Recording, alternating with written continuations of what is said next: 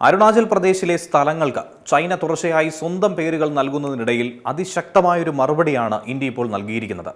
അതിർത്തി മേഖലയിലെ 27 സ്ഥലങ്ങൾക്ക് പ്രാദേശിക ചരിത്രവും പാരമ്പര്യവും അടിസ്ഥാനമാക്കി ഇന്ത്യ ഔദ്യോഗികമായ പേരുകൾ നൽകിയിരിക്കുന്നു. കേന്ദ്ര ആഭ്യന്തര മന്ത്രാലയം അരുണാചൽ പ്രദേശ് സർക്കാരുമായി സഹകരിച്ചുകൊണ്ടാണ് ഇത്തരമൊരു നടപടി സ്വീകരിച്ചത്. ഗ്രാമങ്ങൾ, മലനിരകൾ, ജലസ്രോതസ്സുകൾ, തന്ത്രപ്രധാനമായ ചുരങ്ങൾ എന്നിവ ഉൾപ്പെടുന്നതാണ് ഈ പട്ടിക.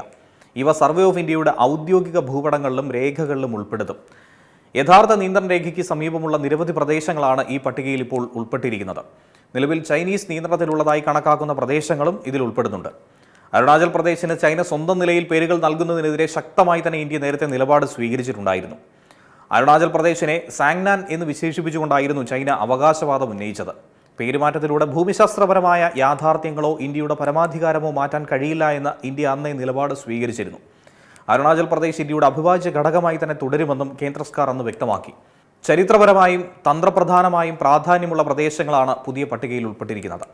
1959 ഇന്ത്യ ചൈന അതിർത്തി സംഘർഷവുമായി ബന്ധപ്പെട്ട ലോങ്ജു, 1962 യുദ്ധത്തിലെ പോരാട്ടങ്ങൾക്ക് സാക്ഷ്യം വഹിച്ചിട്ടുള്ള ധാങ്ല, ദോങ്ല, റിസല, പുക്കൂർല എന്നീ തുടങ്ങിയ ചുരങ്ങളും ഈ പട്ടികയിൽ ഉൾപ്പെടുന്നുണ്ട്. മ്യാൻമർ അതിർത്തിയിലേക്കുള്ള സൈനിക നീക്കത്തിൽ നിർണായകമായിട്ടുള്ള ചാങ്ലാങ് ജില്ലയിലെ ജയ്റാംപൂർ ഉൾപ്പെടെയുള്ള പ്രദേശങ്ങൾക്കും ഔദ്യോഗിക പേര് നൽകിയിട്ടുണ്ട്.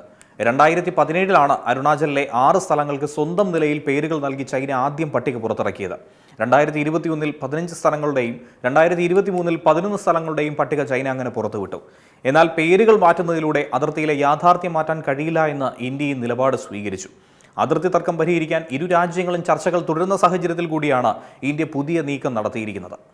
ഏറ്റവും പുതിയ വാർത്തകളും വിശേഷങ്ങളും വിരൽത്തുമ്പിലറിയാൻ സീ മലയാളം ന്യൂസ് എല്ലാ ഡിജിറ്റൽ പ്ലാറ്റ്ഫോമുകളിലും ലഭ്യം.